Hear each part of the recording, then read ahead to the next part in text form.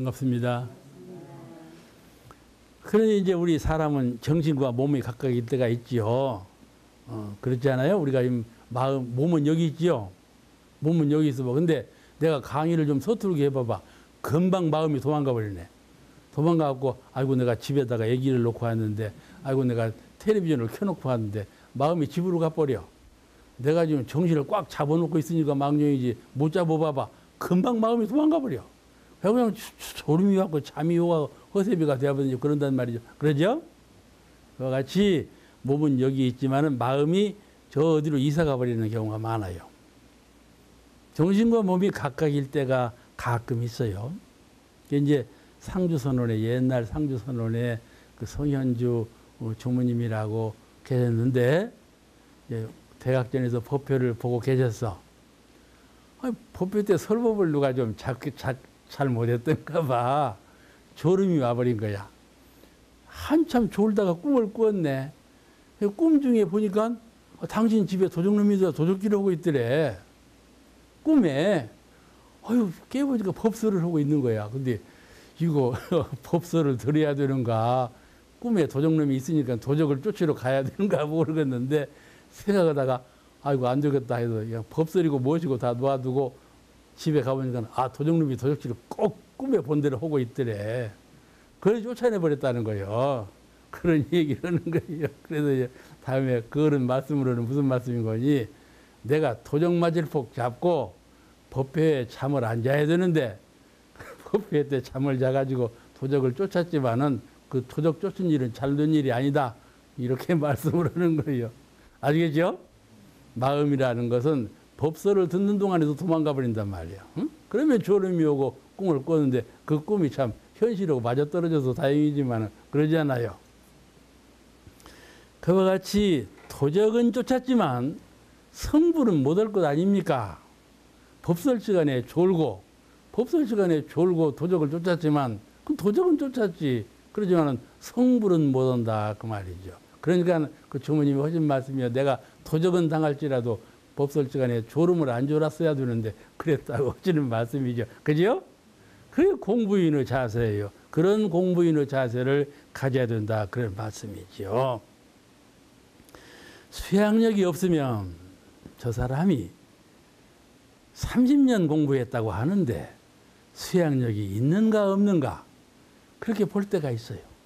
사람을 두고 볼 때 연구력이 있는가 없는가 취사력이 있는가 없는가 3대력을 두고 평가를 해요. 수양력을 가지고 본다면은 수양력이라는 것은 정신이 둘로 나뉘고 정신이 둘로 나뉘면 기운이 부서져 버리는 거예요. 기운이 하나로 되지 않고 부서져 버려. 기운이 흩어지면 마음이 흩어지죠. 그 마음이 온전치 못하면 사물을 부실하게 만들고 말지요. 이 수양력이 정신을 모으고 기운을 아주 총합시키는데 가장 요긴한 것이니까는 수양력을 잃어서는 안 될 것 같아요. 비 올 때 말이에요. 우산을 들고 가지 않아요? 제가 그랬으니까는 제가 비가 와갖고 우산을 들고 여기 온 거야. 갈 때는 비가 그쳤던 모양이에요. 우산을 놓고 가버렸어. 그리고 우리 박효무님한테 우산 지키라고 했는데 이게 비 올 때는 여긴 아니가 갔다가 올 때는 비가 그쳐버렸네. 그러면은 비 그친 것에 끌려버렸잖아. 그게 우선 가져온 건 잊어버리고 그냥 가버리거든. 그러니까 등산 가가지고 안경 잊어버린 사람, 모자 어디다 벗어놓고 온 사람 얼마나 많이 있는지 몰라요. 이것이 바로 이 일할 때 저 일할 때 끌리는 거거든. 그죠? 이게 수양력 부족이라고 하는 거예요. 수양력이 부족하면 안 돼. 어느 분이 그랬어요. 수도인도 치매에 걸리냐고 그래요. 그러니까는 그 대답을 내가 잘 못 얻었더라고. 치매라고 하는 것은 꼭 정신병이 아니고 이 육체적인 병이에요. 머리에 뭐가 혈관이 막히고 오면 이제 그 세포가 죽어가지고 치매 현상이 일어나는 건데 옛날처럼 정신병은 아니고 육체적인 병인데 그런 병일지라도 안 걸린 것만 못 하잖아요. 그러니까 사람이 마음 공부도 충실히 해야 되지만 이 몸 관리도 참 잘해야 될 것 같아요. 심신간의 관리를 참 잘해야 될 것 같아요. 지금까지 부동심, 해탈심, 여기는 일심이에요. 일심, 이 세 가지 공부 요령이에요. 아까 제가 말씀드린 건 일심 공부. 마음이 흩어지지 않는, 나뉘어지지 않는 그런 공부를 하라. 그런 거인데, 넷째 번 수양력 얻는 빠른 길로는 무엇을 말씀하셨는가 하면은, 여가 있는 대로 염불과 좌선하기를 주의하라. 그러신 거죠. 여가는 언제 있던가요? 여가가 참 많아요. 아이고, 나 할 일 없어. 할 일 없어. 아이고, 심심해. 그러죠? 그럴 때가 있죠? 여가예요. 그런 여가가 있을 때는 환경이 좀 어지럽고 할 때는 염불. 환경이 좀 조용하고 홀로 있을 때는 좌선. 염불은 주거든요. 주. 염불을 잘하면 천인 아수라를 내 마음대로 부리는 거예요. 알겠죠? 염불을 잘하면 그 염불 주력으로 천인 아수라를 내 마음대로 부릴 수가 있다. 모든 사념과 어떤 분은요, 잠을 자려고 하는데, 번뇌를 없애려고 하니까 번뇌가 더 생겨. 잠을 자려고 하니까 더 잠이 안 와. 그러니 병이 되어버렸어. 병이 되어버렸어. 나 이거 걱정이 되어버렸어. 염불하는 법을 평소에 훈련을 안 쌓았기 때문에 염불할 줄을 몰라. 응? 염불도 오래오래 해서 숙달해가지고 요령과 방법을 잘 알아야 돼요. 좌선을 새벽에도 좌선하고 밤에도 하고, 여가 있을 때 좀 한가하고, 아이고, 나 할 일 없다 할 때, 그냥 일을 막 장만해서 하지 말고, 일은 하루 종일 해도 일은 뒤남는 거예요. 1년 내내 평생을 일을 해도 일은 뒤처지는 것이 일이니까는 좀 한가하다 할 때는 딱 차치해 놓고 좌선을 하는데, 좌선이 재미가 있어야 좌선을 하죠. 그러죠? 재미가 없으면 아무리 한가해도 좌선을 마음이 안 나는 거예요. 좌선을 철저하게 잘해서, 좌선 못하면 사는 의미가 없는 것으로 이렇게 기쁜 마음이 있어야 되고, 자기가 얼마나 진급하고 있다는 것을 자신으로 느낄 만큼 좌선에 자신이 있어야 되거든요. 그러니까 좌선을 철저히 잘해서, 잘 모르면 배워. 잘 모르면 자꾸 어떻게 하는 거 문답을 해서 배워가지고 잘 요령 있는 좌선을 해서 여가 선용을 좌선으로 하라. 그런 말씀이에요. 제가 늘 두고 쓰는 얘기가 하나가 있는데, 원광대학교 졸업하고 처음에 정화사에 근무하다가 그 다음에 장숙교당 교무로 갔는데, 장숙교당 할머니가 법회에 개근으로 출석하는 할머니 한 분이 계시는데, 그 어른이 나중에 종로교당으로 이사를 갔어. 그랬는데 그 어른이 그러셔 나보고, 아이고 교무님, 장숙교당이 장수 읍리에서 좀 떨어져갖고 고래등 같은 기와집인데 너무 한가한 거야. 너무 한가해요.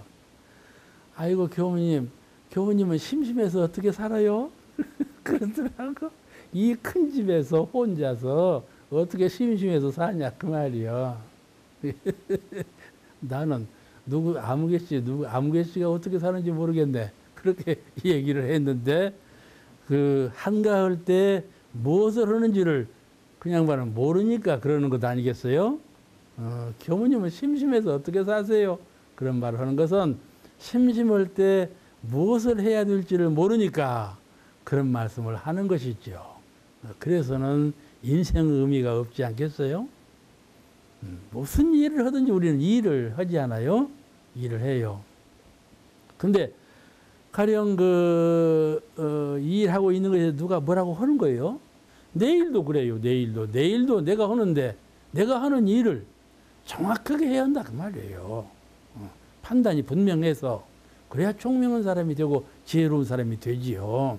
그러니까 아르마리를 구할 때 얼렁덜렁 대체적인 개념으로 하지 말고 주밀하게 전체적으로 정확하게 판단해서 기억하라, 그런 말씀이에요. 그것이 총명한 사람이 되는 기본이에요. 누구든지 자식을 낳으면 총명하라 그러죠. 총명한 사람이 줄 세우니까. 그러지 않아요? 총명한 사람이 학급 진급도 잘 알고 있고 무슨 시험을 봐도 패스를 잘할 거이고 세상에 우뚝 쓴다 그 말이에요. 그런 총명함이 어디서 왔는가 하면은 매사를 할 때 그 매사의 판단력과 기억력을 충실히 하고 정확하게 해라. 범범하게 지내지 말고 그 말씀을 당부한 것이에요. 아르마리 이 생각으로 판단하는 것 그건 정확하고 잘 기억해야 한다 그런 말이에요. 그런 것을 공부심으로 해라. 그러면 사람이 자꾸자꾸 총명해진다 그런 말씀이거든요. 그러면 사고력하고 기억력은 불분명할수록 퇴보해요. 사람은 사고력, 판단력, 기억력 그건 아주 분명해야 진급이 되는 것이죠. 우리 사람은 사고할 수 있는 능력이 두뇌 한계를 10분의 2도 못 쓴다고 그러잖아요. 우리가 두뇌로 사고할 수 있는 판단을 10분의 2도 활용을 못 한대요. 그 범주 안에서 쓰고 간다는 거. 이게 얼마나 그 개척할 여지가 더 많은가요. 둘째는 스승과 동지 간에 의견 교환하기를 힘쓰라 그러셨어요. 스승을 대했을 때 내가 스승이라는 것은 내 스승은 너고 너 스승은 나다. 이런 개념의 스승이에요. 딱 정해놓은 스승이 아니고 정해놓은 스승도 있으면 좋지만은 항상 나보다도 저 사람이 더 많이 알고 나보다도 저 사람이 더 행을 충실히 하고 수양력도 나보다 훨씬 낫다 그럴 때는 스승을 삼고 본을 삼아서 배운다 그 말이죠. 그분하고 수양이 나보다 철저하면 수양에 대해서 교리에 대한 연구가 나보다 훨씬 스승하면 교리에 대해서 실천하는 능력이 나보다 낮으면 실천에 대해서 내가 서로 담론한다. 말을 주고받는다. 그 말이죠. 프랑크푸르트 교무님이 전화를 해서 당신의 노인 교도가 법회 보는 시간에 물을 것이 하나 있다고 그러더래.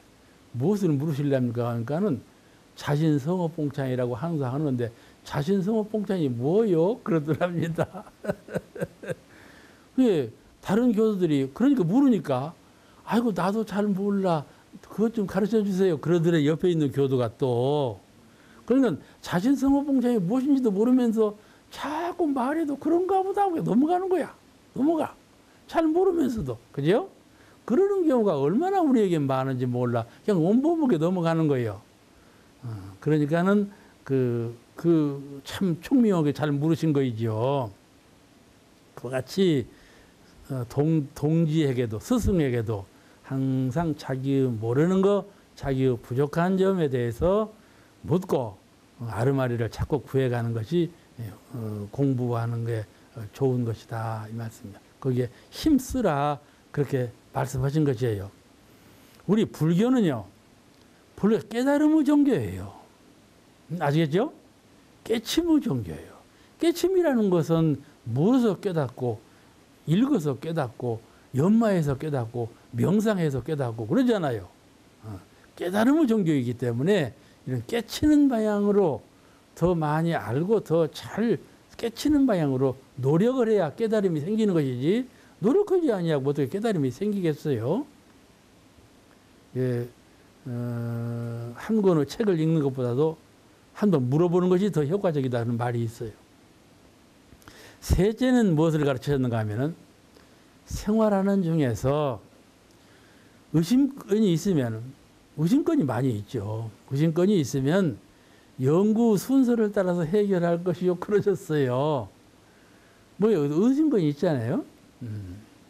일에 대해서도 교리에 대해서도 무엇이든지 잘 모르는 의심권이 생겨요. 근데 그 의심권을 해결할 때 어떻게 하냐면 순서를 따라서 그 말씀을 하신 거예요. 순서를 따라서 그 의심머리를 해결해라. 그러면 순서란 뭐냐? 내가 의심하고 모르는 것이 있을 때 어떻게 순서를 밟아서 연마하라는 것이냐? 그 순서가 이래요. 하나는 교법. 그에 대해서 대종사님께서 어떻게 공부하라고 가르쳤는가? 교법. 그러죠? 이론상의 진리, 사은사요, 삼학팔조 또는 모든 그 훈련법을 통해서 어떻게 가르쳤는가에 대해서 교법 정신, 대종사님의 가르침에 의해서 깨달음을 얻어야 된다. 그것이 제 일이고, 그 다음에 그건 밖으로부터 구해서 얻는 것이죠. 그 다음에는 그걸 안에서 내 정신의 세계에서 본성의 마음 바탕에서 신령스러운 텅 빈 아무에도 묶이지 아니하고 국집되지 아니하고 어둡지 아니한 그런 관조하는 마음으로 정신으로 비추어 보는 그런 공부심으로 내가 모르고 있는 것을 잘 자력으로 투득해 본다 그 말이죠. 두들겨 본다 그 말이죠. 아시겠죠? 자기 자력, 자기 영성으로 그 문제를 두들겨 보는 거 풀리는 거예요. 풀리는 거예요. 우리가 이 공부심이 자꾸 진급해서 큰 공부심을 얻은 분들은 대개는 전부 이 명상을 통해서 해결해 버려요. 물을 것도 없죠. 물을 것도 없는 거예요. 이게 명상연구죠. 명상연구. 그 다음에 자연현상에 대한 연구예요. 자연이 스승이에요. 자연이 부처님이고 자연이 법이셔요. 이 세상 만물이라는 것은 완전치 않은 물건이 한 물건도 없어요. 저 땅에서 뚫고 나오는 우물을 봐도 그 싹이 완전자요. 나무가 죽어서 뜬걸만 있어도 그 뜬걸도 완전자요. 그냥 바짝한 바다도 완전자요. 태풍이 부는 바다도 완전자요. 완전자 아닌 것이 없어요. 자연현상이라는 것은. 전부 자연 완전자예요. 그러니까 자연현상을 두고 내가 배우는 거예요. 아시겠죠? 오늘 배우는 것이 한정이 없어요. 배우는 것이. 그 다음에 자연현상에 대해서 보고 연마할 것이고, 그 다음에 문답. 큰 스승을, 옛날 도인들은 그냥 정처가 없어. 요새 도인들은, 저희는 원로원에만 늘 있지 않아요. 옛날 수도신들은 그걸 않고는 정처가 없어. 이 절 있다가 저절로 가고, 저절 있다가 저절로 가고, 늘 그러면서 뭐로 돌아다녔냐? 스승 만나러 돌아다녔어. 스승을 만나야 깨침이 있기 때문에 스승 만나러 돌아다녔단 말이죠. 응? 그와 같이 그런 일도 있었을란지라 우리는 스승을 만나, 요새는 갈 것도 없잖아. 전화만 해도 스승이네. 그죠? 핸드폰으로도 그냥 얼굴도 보면서 문답을 하는데 뭐. 그런 세상이잖아요. 그러니까는 스승을 만나서 스승으로부터 답을 구한다. 문답을 통해서 연구하는 것이에요. 문답은요, 아주 신묘한 의미가 있어요. 무슨 말인가 하면은, 내가 누구한테 물었을 때 그 사람이 정답을 대지 못해. 에? 그런데 무엇이라고 말을 해서도 나는 깨달음이 있어요. 내가 해보니까 그렇더라니까. 저 사람이 바르게 가르쳐주지 못했을 망정, 내가 물었을 때 바르게 대답을 못했는데 나는 나대로 깨달음이 있더라. 그 말이죠. 그와 같이 문답하는 것은 큰 실력을 함축하는데 아주 역할을 잘해준다. 그걸 아셔야 돼요. 문답을 통해서 연구하고, 최종적인 공부길은 의두성리, 두고두고 평생 동안 해가는 의두성리 공부를 함으로써 알고자 하는 문제 해결을 충실히 할 수 있다. 이것이 공부하는 순서다. 어떤 의심이 생겼을 때 그 의심을 풀어 해결하는 순서는 제가 정한 것이에요. 그냥 정한 게 대개 이런 순서를 밟아서 연마하면 토를 떼는 공부가 되지 않을까 그렇게 싶어요. 동정간의 연구를 걷는 빠른 길 가운데 네 번째 조항은 경전 연습하기를 힘쓸 것이요. 새벽에 좌선 끝나면 교전을 읽지요. 교전을 읽어. 남이 읽어서 들을 때도 있지만은 자기가 교전을 펴고 한 장이라도 조용히 읽어본단 말이야. 늘 읽었던 교전이지만은 오늘 느낌이 다르고 내일 느낌이 다른 것은 내가 그만큼 공부심이 성장했기 때문에 그래요. 우리는 항상 제자리에 있지 아니하고 어제보다 오늘보다 내일 훨씬 더 공부심으로 승급해 있기 때문에 교전을 읽어도 어제 마음으로 교전 읽는 것이 아니고 또 승급한 그런 정신으로 교전을 읽기 때문에 아주 새로운 깨달음이 생긴다 그 말이죠. 교전 읽는 것은 항상 좌선 끝나고 교전을 읽고 해야 돼. 이 원전 공부라 하는데 원전이는 우리 원불교에서는 정전 대종경이 원전이에요. 원경이라고 그러셨는데 정전은 원경이요 대종경은 통경이라 그러셨는데 그 원전 공부를 잘 하는 일 대단히 중요하다고 생각을 합니다. 구로교당에 이면우 박사가 있죠. 아주 유명한 분이죠. 이면우 박사.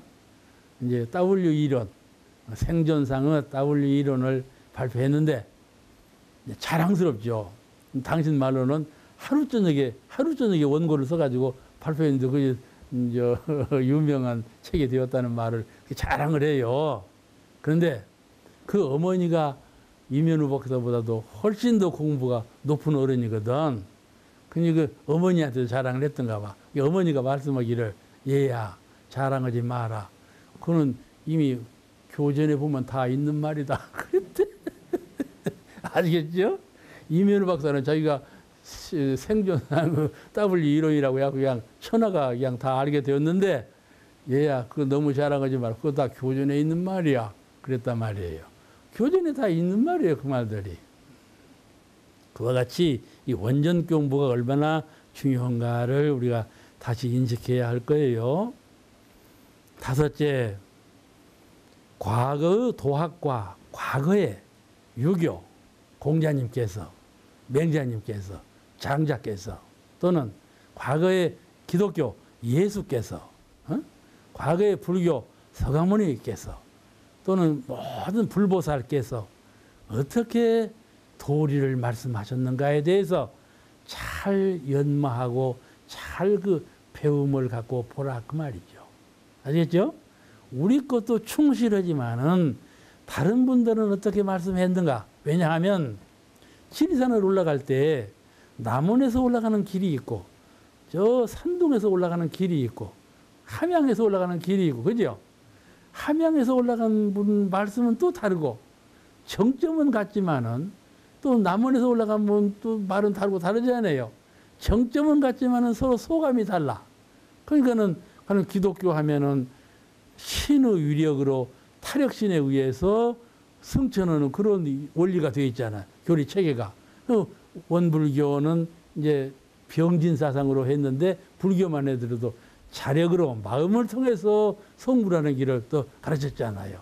이와 같이 정점은 같지만은 그 공부해 가는 길과 요령은 서로 다르니까 내가 내 집에 와서 내 것으로 공부해야지 다른 집 공부를 혼돈돼도 공부를 해서는 안 되잖아요. 이게 주체는 살려가되 옆에 사람은 어떻게 했는가에 대해서도 참고 경전으로 잘 이해하는 것이 연마하는 공부에 연구력을 얻어가는데 큰 도움이 되니 그 공부도 잘 해라. 그러신 거예요. 대림사님께서 이와 같이 만법선용이라고도 하고 통만법명일심 만법을 다 틀어통에다가 마음 한 마음을 밝히는 그런 공부에 전력해야 연구력을 빨리 얻는다 그러신 거예요. 이제 마지막으로 동정간의 취사력 얻는 빠른 방법인데 아주 어려운 말씀을 하셨어요. 첫째는 정의면 크고 작은 일을 막론하고 죽기로서 할 것이요 그랬어요. 이 죽기로서 할 것이요. 그 참 생각해 볼수록 매력적인 말씀이에요. 죽기로서 할 것이요. 전혀 다른 사념은 갖지 말고 아주 전일하게 희생적인 마음으로 그렇게 죽기로서 하라. 그런 말씀인데 뭐를 의롭지 못한 일은 죽기로서 배제하고 의로운 일만을 크고 작고 간에 죽기로서 행하라. 그런 것이에요. 이 신념이 없으면 취사력을 얻지 못하는 것이죠. 얻지 못하. 사람들은 대개 큰 일에는 정의감에 불타도 작은 일에는 정인지 불인지 모르고 이것쯤이야 하는 일이 얼마나 많은지 몰라요. 쓰레기 하나를 버리더라도 이것은 여기다가 저것은 저기다가 이렇게 5, 6가지를 버리라 했는데 쓰레기통은 하나예요. 가지고 와서 그냥 덜그덕 그냥 부숴버리고 다 가버리거든. 그러잖아요. 그게 작은 일이거든. 작은 일이지만 정의를 실천하는 사람은 그렇게 하지 않는다 그 말이죠. 쓰레기를 분리하라 했으면 반드시 분리를 해야지. 이것이 이런 때는 어쩌리 누가 보지도 않는데 이런단 말이지. 에? 예를 들면, 비근한 예를 들면 그런 말이 같지만은, 이런 때, 이런 일을 가지고 심성을 훈련하지 아니하고 정신세계의 취사력을 단련시키지 아니하면 대통령이 되어도 그런 일을 한단 말이에요. 예? 그와 같이 자기 정신세계에서 잘 훈련시켜야 되는데, 그것이 바로 정의여든 큰 일이든지 작은 일이든지 언제든지 죽기로서 실천하는 그런 훈련의 신법을, 훈련의 실력을 키워야 된다. 이리 말씀하신 것이거든요. 오늘 말씀 여기서 마치겠습니다. 감사합니다.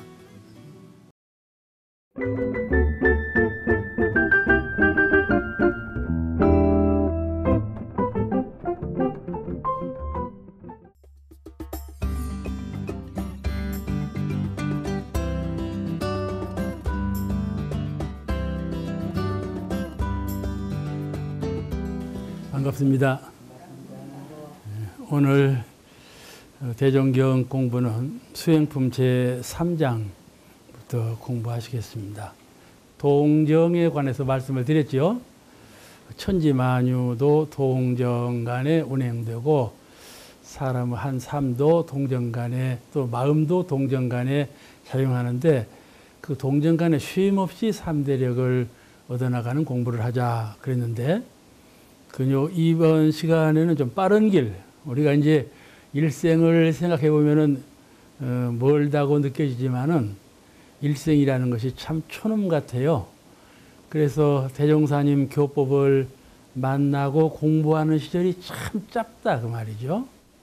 이제 한번 열반한 후에 후생 오시면 싹 잊어버려 가지고 또 시작해야 되거든요.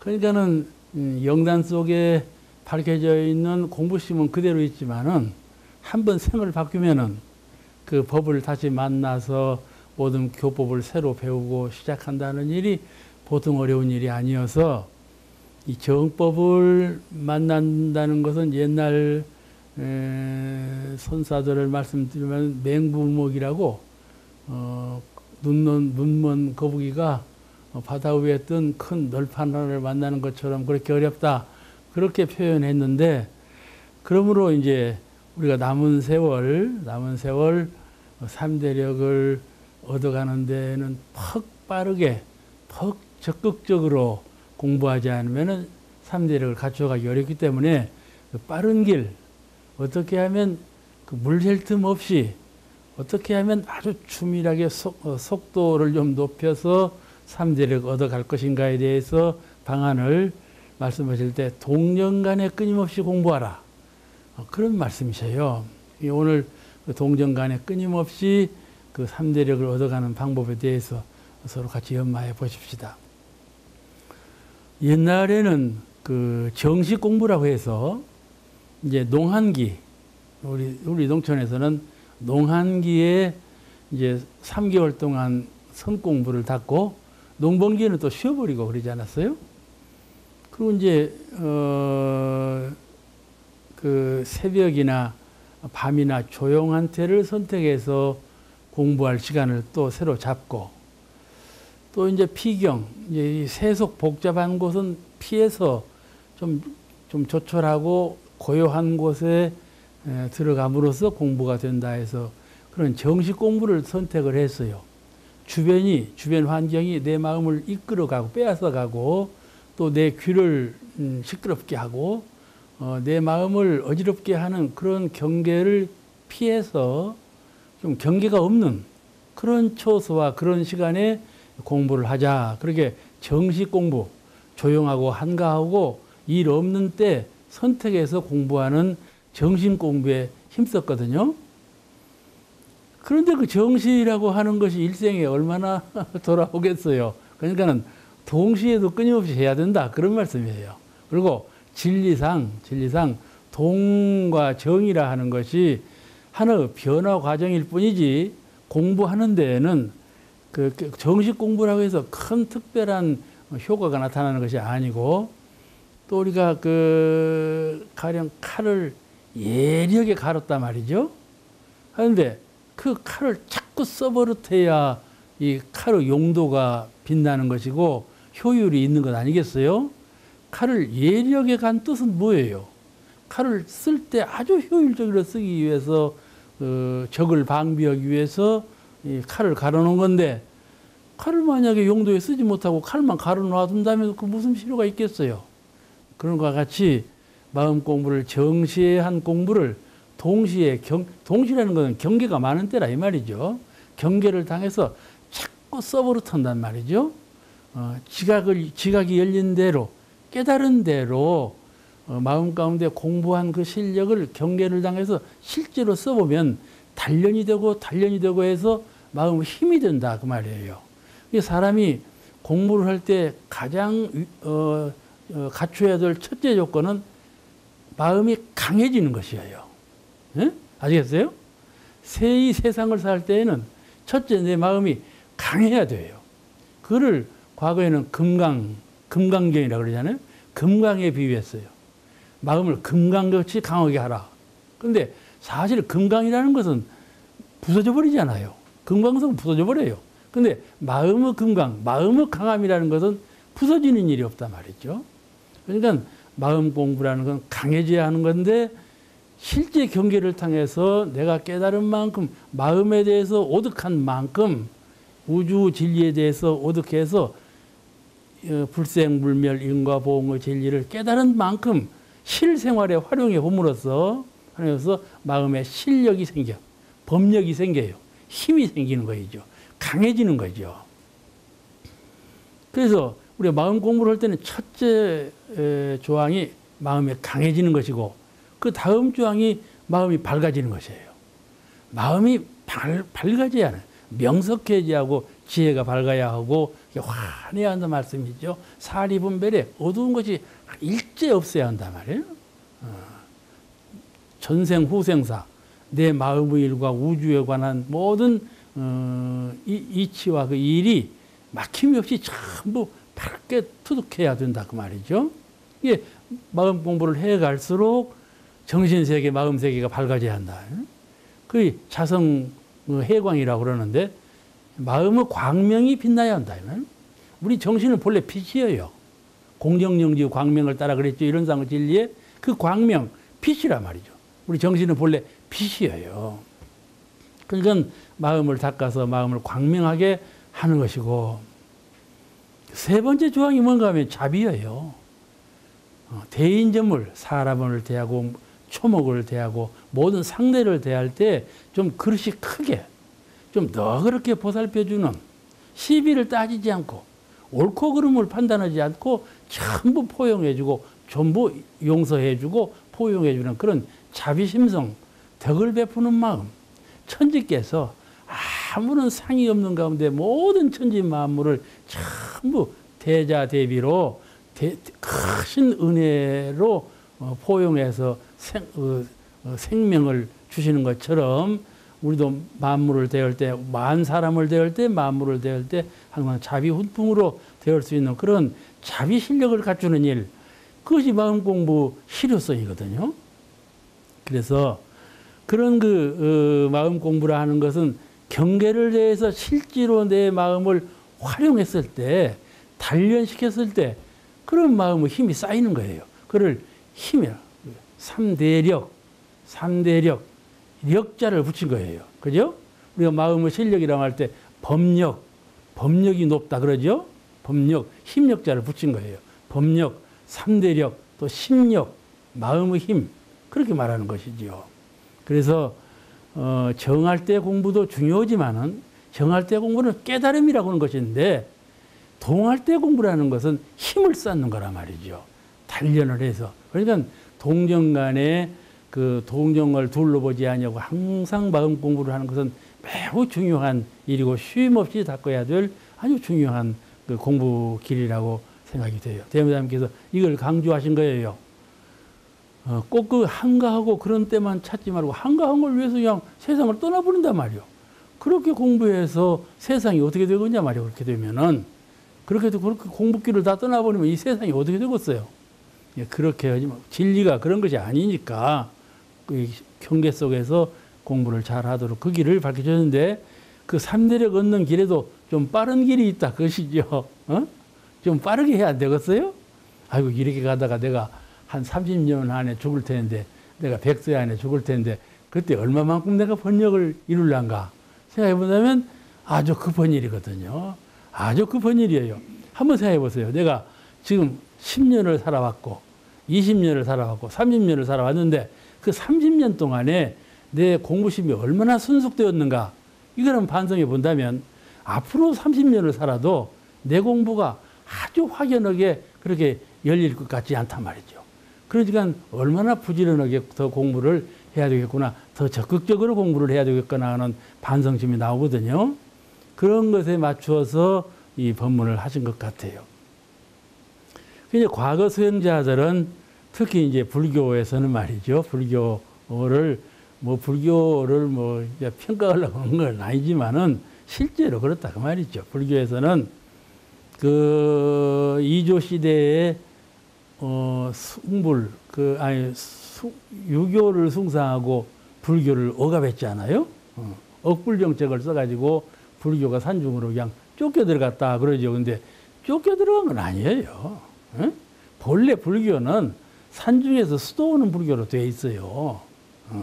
그러니까 그래서 그런 거지, 산중을 선택한 것이지 그냥 유교가 들어가고 그냥 불교는 쫓아내고 산속으로 몰려 들어간 건 아니잖아요. 그와 같이 불교 특성상 한가하고 경계가 조촐한 것으로 선택해서 선을 닦기 위해서 선택했기 때문에 그런 것이라 그 말씀이죠.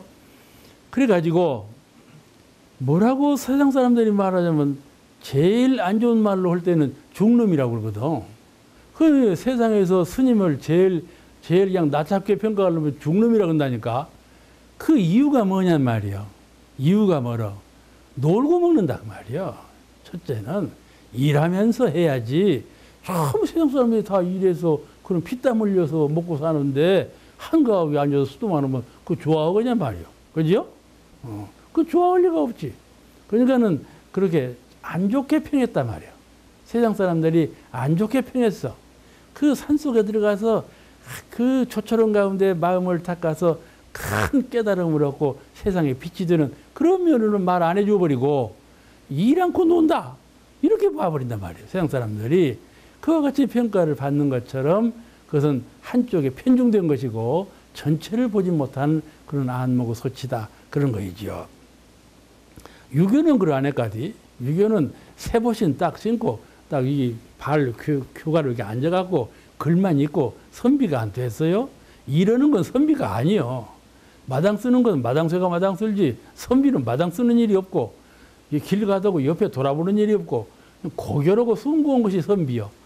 그러니 그런 선비만 숭배하니까 그 선비도 좋아할 리가 없지요. 그러잖아요. 그래서 뭐라 했는 거예요. 세상 사람들이 신선노름이라고 그래서 신선노름 한다고. 그렇지만 사람이지 그게 신선이요. 그 사람이 신선노름 하니까 신선노름 한다고 그 육아의 선비를 이렇게 나잡게 평가한 것이지요. 이런 것들이 다 동정간 분리산 공부를 하지 아니하고 사람으로 태어나서 육신을 권하려고 살찐데 먹어야 할고 입어야 할고 거쳐야 될 것을 다 스스로 해결하면서 해야지. 그거를 남보고 하라고 동령이나 시주로 해서 그거 하면 그거 되겠냐 말이야. 그지? 맞지 않는 일이죠. 그러니까 이런 것들을 전부 시정을 해서 오는 세계라 하는 것은 지금 사람들 봐요. 그냥 눈빛이 초롱초롱 해가지고 얼마나 바삐 활동을 해요. 에? 일 않는 것을 크게 부끄러워하지 않아요. 지금 사람들은. 그러죠? 일 않는 것을 크게 부끄러워해요.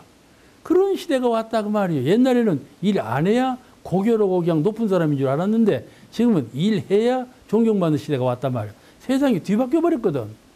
이런 시대가 왔는데 옛날 그런 교법으로만 어떻게 공부를 하고 종교인으로서 자처할 수가 있겠냐 그 말이죠. 그 이제 이 본문에 보면은 이런 말씀이 나와요. 공부를 잘하면 이게 참 잘 들으셔야 돼. 공부를 잘하면 일을 잘하게 되고 일을 잘하면 공부를 잘하게 된다. 이 말씀을 하신 거예요. 아시겠죠? 마음 공부, 진리 공부를 잘하면 일을 잘하게 되고 산업공상 간에 장사를 해도 학교에서 공부를 해도 정치를 해도 과학을 해도 어떠한 일을 해도 마음 공부를 잘한 사람은 그 일을 잘 해낼 수 있게 된다. 그런 말씀이에요. 그건 다 맞죠? 그러면 의심을 여지가 없어. 마음 공부하면 일을 잘할 건 당연하죠. 그런데 그 다음 말씀이 문제예요.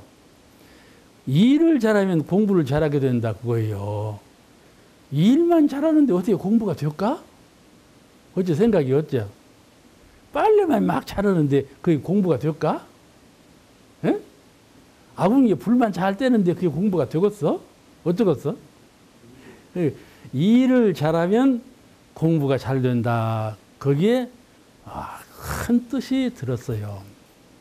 하나는 공부를 잘해가지고 일을 잘하면 그 일로 인해서 공부가 더 잘 된다. 그런 뜻이 들었고, 또 하나는 일을 잘 처리하면요 아주 마음이 편안해요. 에? 또 일을 잘 처리하면 부유하고요. 일을 잘 처리해서 가난해지는 사람 없어요. 부유해지죠. 또 일을 잘 처리해서 미련이 없어. 아이고 내가 그거 잘못해서 어쩔까? 그거 좀 부족해서 어쩔까? 하는 걱정이 없어. 딱 그때 잘 처리했기 때문에 걱정사가 없어. 마음이 거기 이끌리지 않는단 말이에요. 일해놓고 마음이 이끌리지 않아요. 일 잘못해놓으면 일해놓고서 늘 거기에 끌려있거든. 마음이 묶여있어. 그런데 일을 잘 처리하면 그 일에 묶이지 않는다. 묶이지 않는 심성을 가져야 공부가 되는 거거든. 그러죠? 또 무엇인가 부족하면 공부가 안 돼. 그런데 일을 잘 처리하면 유족하다 그 말이죠. 회복간에 유족해. 그러니까 그런 환경에서는 마음 공부를 잘할 수 있기 때문에 일을 잘하면 공부가 잘 된다. 그런 말씀을 하신 것인데 그에 대해서 잠깐 말씀을 더 드리겠습니다. 공부를 잘하면 일을 잘하게 된다는 것이 진실로 무슨 뜻인가? 이 말은 사막이 공부길이죠. 정신수양, 사리연구, 작업추이사의 이 세 가지 마음 공부길, 사공길. 그 사막으로 잘 공부해서 사막으로 잘 공부를 하면 심력을 얻는 것이죠. 그죠? 그 심법을 얻고 마음을 어떻게 쓸 것인가 하는 마음을 쓰는 법을 알아. 또 마음을 쓸 때 법은 알아도 힘이 없으면 못 쓰는 거예요. 속으로 생각은 이것인데 실제로는 저렇게 해버리거든. 그건 마음이 힘이 없는 거예요. 알겠죠? 알고는 있으면서도 행은 다르게 해버려. 그럼 마음이 힘이 없는 거예요. 그러니까 마음에는 심력, 마음의 힘이 있어야 되고 심법, 마음을 쓰는 법이 있어야 한다 말이죠. 그런 그 마음 공부를 잘 해가지고 심력과 심법을 갖게 되어서 그 심력과 심법으로 일을 진행하면 일이 잘 된다. 그런 뜻이거든.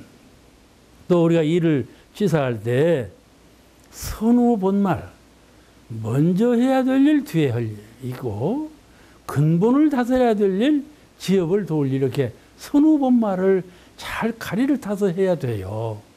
먼저 할 일을 뒤에 한다든지 근본을 다스려야 될 일을 근본을 놔둬버리고 지업만 다스리려고 한다든지 일이 되면 진리에 어긋나죠.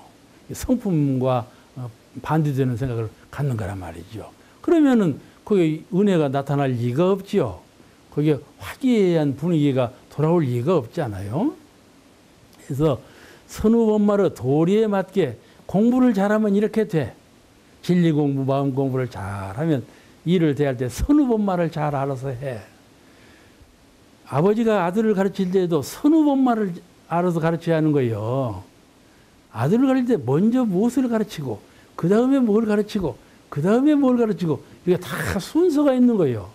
대림사님께서 대각을 이루시며 원불교를 창조하실 때 제일 먼저 하셔갖고 평생 동안 하신 일이 얼마나 순서에 맞는가 몰라요. 순서 다 끝나니까 열반하셨거든. 아셨어요? 대림사님이 원불교를 창조하실 때 처음부터 끝까지 완전히 순서에 의해서 이루신 거예요. 그렇게 순서를 밟으셨을까? 이렇게 아주 그냥 아주 그 존경스러운 창조 그 본을 보이셨거든요. 그래서 선후본말을 도리에 맞게 취사하는 것이 참 어려운데 이 마음 공부를 잘하면 공부를 잘하면 이것이 순리로 잘 풀리거든요. 그래서 이렇게 선후본말을 잘 알아서 일을 처리하면 그 일의 능률이 올라요. 첫째, 제일 능률이 올라가. 제일 그 일이 효율적으로 잘 되거든. 또 이론상 서문에서 배웠죠. 은생어 해, 해생어 은 배웠는데 은생어 은, 응?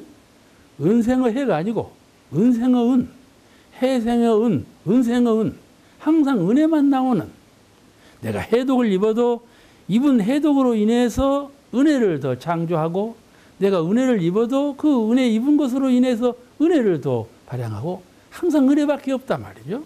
그런 그 은생의 은의 진급 효과를 나타낸다. 그렇게 되면 사람이 자꾸 진급하는 것이죠. 자꾸 진급하는 것이죠. 그러죠? 우리 원불교에는 그 맛이 있는 거예요. 그냥 죽어서 어디 간다는 것이 아니고 살아서 오늘, 내일, 모레 이렇게 항상 진급해 올라가는, 승급해 올라가는 그런 법력 승급의 그 도를 그 공부하는 맛이 있잖아요.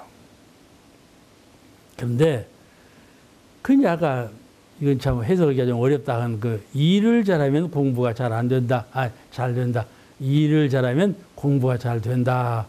그 말씀에 대해서도 우리가 잘 한번 생각해 보십시다. 공부심으로 일을 잘 처리하면 결국 불안과 끌림과 부족이 없는 그런 평화 세계를 이루게 되지요. 그 평화로운 분위기 속에서 공부를 해야지. 산속같이 평화로운 것이 어디 있어요. 그죠? 그러니까 스님들이 그런 곳으로 가는가 봐. 그런데 내가 가정을 아주 평화스럽게 갖고 왔단 말이에요. 그럼 내 마음대로 공부할 수 있거든. 가정을 불안하게 만들어 놓아봐. 당신 마음대로 공부를 뭐 할 수가 없어. 그죠? 언제든지 그 주변을 공부심으로 잘 처리해서, 끌림이 없고, 불안하지 않고, 부족이 없는 그런 평화 세계를 만들어 놔야 이런 환경에서 공부를 잘 할 수 있게 되지 않느냐. 그런 말씀이에요. 또, 정신이, 그렇게 되면 일을 잘 처리하고 나면요. 정신이 온전해지거든요. 이끌리지 않아요. 그 취사를 잘못해서 일을 시끄럽게 그냥 벌려놔 봐요. 그 일에 묶여서, 공부할 정신이 없죠. 그냥 묶여가지고, 그냥 속복받아가지고. 근데 일을 잘 취사해 놓으면 정신이 온전해지거든요. 그 일심 공부에 장애가 없어. 그날 하루 한 일이 그날 딱 끝났다. 공부가 가장 수승하신 수도인들이 하루 보내는 것은 하루 한 일을 하루 끝내버리는 거예요. 아주 더 공부를 잘하시는 어른들은 그때 한 일은 그때 끝내버리는 거예요. 그 이후까지 가들 안 해. 그와 같이 일을 취사한 후에 그 일이 잘 되면 평화로워서 일심 공부가 잘 된다. 일심 공부가 잘 되면 정력을 얻겠죠? 정력을 얻어. 그게 삼대력을 얻는 거죠.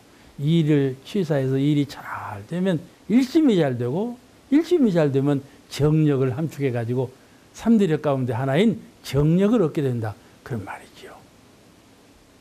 또 어떤 일을 취사하면은 그 일을 할 때마다 직연이 열려요.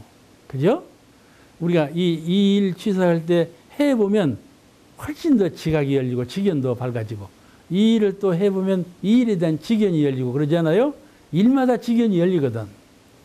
그래가지고 사리에 대해서 막힘이 없어져.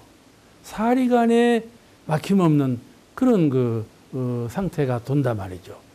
그런 거 사리간에 막힘 없는 그런 인물이 되었을 때 거기에 또 이제 연구력, 사리를 연마하는 그런 공부를 해보면 얼마나 그 공부가 더 잘 되겠어요. 그래서 연구력을 얻는 것이죠. 해력을 얻는 거예요. 해력을 얻어. 그러니까 일을 할 때에 그 일에 대한 직연이 차차 열려가지고 아르마리가 밝아지면 사리 연마 연구력 얻는 데에도 훨씬 쉽게 된다. 직연이 어두운 사람은 교리를 가르쳐 봐도 잘 못 알아듣는단 말이에요. 예? 그러죠? 직연이 좀 밝아야 뭐 교법을 말할 때 설법하는 대로 잘 알아듣지. 똥멍청이 같이 직연이 어두우면 어떻게 알아듣냔 말이요. 그러지 않겠어요? 그와 같이 일을 통해서 직연이 밝아진 사람은 정사를 잘한 사람. 또 윤리 도덕을 잘 지켜서 그런 그 가정을 잘 다스리는 사람, 이런 사람들은 지도력이 있고 지견이 열린 사람들이에요. 또 농사를 지어도 이치에 맞게 잘 해본 사람은 지견이 열리는 거예요. 농사도 그냥 함부로 짓는 사람하고 잘 알아서 짓는 사람하고 다르거든. 그래서 이런 일을 잘 한 사람, 무슨 일을 할 때 잘 한 사람은 지견이 열리고 지각이 열려서 그런 사람에게는 사리분별이 분명한지라 연구력 얻는 데도 아주 쉽게 얻어진다. 응? 마음이 어둡지 않아서 아주 쉽게 마음 공부가 돼요. 해력을 쉽게 얻는 거죠. 또 일을 하잖아요. 거기 경험을 얻죠. 경험을 얻고 단련해서 취사 공부에 숙달이 된 사람은 이제 그 취사력을 얻는 데에도 훨씬 더 도움이 되지 않겠어요. 그래서 이런 그 여러 가지 일을 통해서 함축되어진 여러 가지 것들이 전부 다 정력, 해력, 계력의 3대력을 얻어가는 그 마음 공부하는데 훨씬 큰 도움이 된다. 그러니까 일을 잘 처리하는, 일을 잘 취사하는 것은 곧 마음 공부를 잘하는 것과 같은 거다. 그 말씀이거든요. 그죠? 이 마음 공부는 일을 돕고, 일 처리는 또한 마음 공부를 도와서 서로 동정 간에 서로 돕는 관계를 이룬다면은 그 3대력 얻는데 보다 빠른 길이 되지 않겠는가. 그렇게 동정이력 공부라고 그래요. 이것 보고. 동정이력 공부. 동정 간의 이력의 심경으로 항상 공부하는 마음으로 살아. 알겠죠? 오늘은 바람이 불고 내일은 눈이 오고 내일은 그 다음 날은 뜨겁고 그런다. 아이고 오늘은 바람 불니까 놀자. 오늘은 눈 왔으니까 놀자. 뜨거우니까 놀자 해봐봐. 평생 노는 사람들이지. 그렇지만은 비 오는 날이나 바람 부는 날이나 뜨거운 날이나 한결같이 이루는 사람은 성공률이 높을 것도 아니에요. 그죠? 그와 같이 동정이라고 하는 경계를 핑계 삼아가지고 내 마음 공부를 낮춰 한다면은 그 사람은 참 시간이 무상한 줄 모르는 사람이에요. 대도정법 만난 그 다행함을 모르는 사람이에요. 내가 어찌 다행 원불교에 참여해서 어찌 다행 대종사님의 불자가 되어서 어찌 다행 이런 쌍의 법문을 듣게 되었노? 이런 그 아주 감동스러운 자기 자신을 발견해가지고 세월이 참 무상한 것을 느껴가지고 아주 부지런히 공부를 해야 되겠구나 이런 서원심이 있는 사람은 그렇지 않지 않다. 생각하는 것이 다르다 말이죠. 그래서 3대력 얻어가는 그 빠른 공부길을 잘해서 동정 간에 쉼 없는 공부에 나서게 된다. 오늘 말씀에서 마치겠습니다. 감사합니다.